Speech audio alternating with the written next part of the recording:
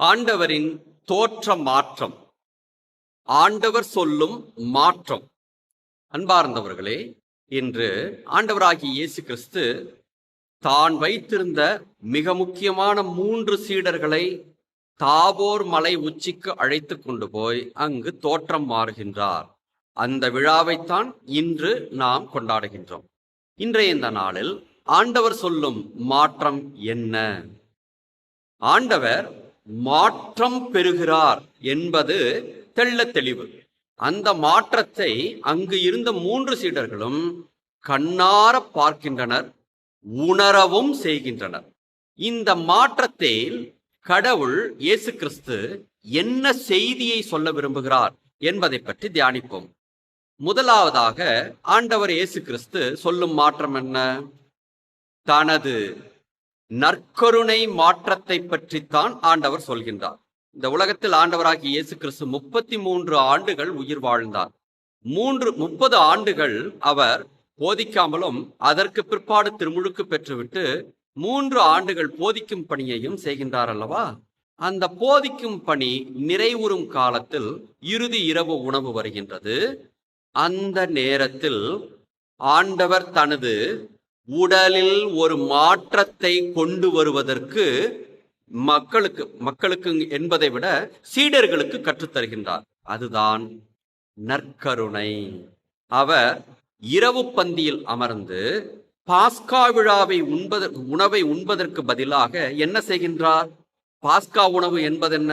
மாசு மறுவற்ற செம்மறி ஆட்டை வெட்டி அதை உண்ண வேண்டும். ஆனால் இதற்கு மாற்றாக ஆண்டவர் இயேசு கிறிஸ்து ஒரு மாற்றத்தை கொண்டு வருகின்றார் தனது உடலில். என்ன? அப்பத்தை எடுத்து நன்றி செலுத்தி, இது என் உடல். ரசத்தை எடுத்து நன்றி செலுத்தி, இது என் ரத்தம் என்று சொல்கின்றார். இது உலகில் இதுவரை கேள்விப்படாத ஒன்று.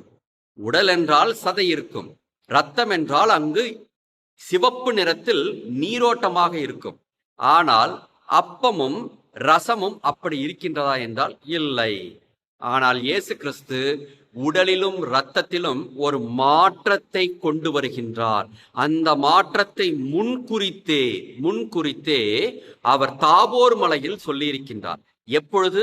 தாபோர் மலையிலிருந்து இறங்கி வரும் பொழுது, மானிட மகன் பாடுபட்டு இறக்கும் வரை இதை யாருக்கும் சொல்ல வேண்டாம் என்று சொல்லியிருக்கின்றார். அப்படி என்றால் என்ன? அந்த மாற்றத்தை, தாபோர் மலையில் மாற்றத்தை கொண்டு வரும் பொழுது ஆண்டவர் இயேசு கிறிஸ்து ஏன் பாடுகளை பற்றி பேச வேண்டும்?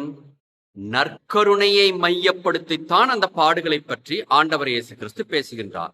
இதுதான் முதல் மாற்றம், அவர் உடலில் ஏற்படுகின்ற முதல் மாற்றம்.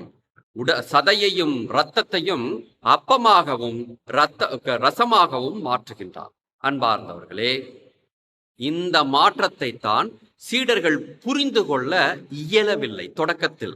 அதனால்தான் பேதுரு ஏதோ வாய்க்கு வந்தபடி, ஆண்டவரே இங்கேயே இருப்பது நல்லது என்றெல்லாம் பேசுகின்றார். ஆனால் இயேசு முன்குறித்து சொன்னது என்னென்ன மாற்றம் தெரியுமா? நற்கருணை மாற்றம். சாதாரண அப்பமும் ரசமும் இயேசுவின் உடலாகவும் இரத்தமாகவும் மாற்றுகின்ற அந்த மாற்றத்தை பற்றித்தான் பேசியிருக்கின்றார். இரண்டாவது மாற்றம் ஆன்ம மாற்றம். ஆண்டவர் இயேசு கிறிஸ்து பாடுபட்டு உயிர்த்தெழுந்து விட்டார்.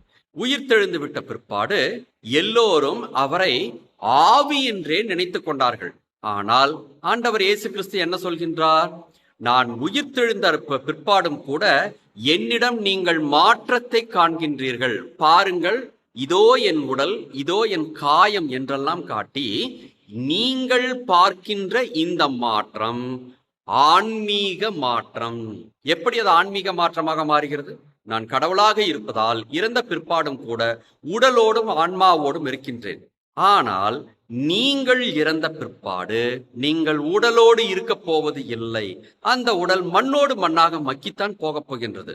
ஆனால் ஆன்மா ஒருபோதும் மாற்றம் பெறாது. எனது ஆன்மா எவ்வாறு மாற்றம் பெறாமல் ஆண்டவராகிய என் தந்தையிடம் எழுந்தள்ளி சென்று வலப்பக்கத்தில் நான் அமர்கின்றேனோ, அதே போன்று உங்களது ஆன்மாவும் கடவுள் முன்பாக எடுத்து செல்லப்படும் என்ற ஒரு மாற்றத்தை பற்றி பேசுகின்றார். அன்பார்ந்தவர்களே, வாழ்கின்ற இந்த வாழ்க்கையில் ஆண்டவர் இயேசு கிறிஸ்து நமக்கு ஆன்மீகத்திற்கு எவ்வளவு அழகான ஒரு பாடத்தை கற்றுத் தந்திருக்கின்றார். நற்கருணை திருப்பலியில் மாற்றம் பெறுகின்றது. அதை நாள்தோறும் உண்ணும் பொழுது ஆன்மீகத்தில் நாமும் மாற்றம் பெறுகின்றோம் என்பதைத்தான் ஆண்டவரின் தோற்ற மாற்றமானது நமக்கு எடுத்து சொல்கின்றது. திருப்பலி காண்போம், ஆன்மீகத்தில் வளர்வோம்.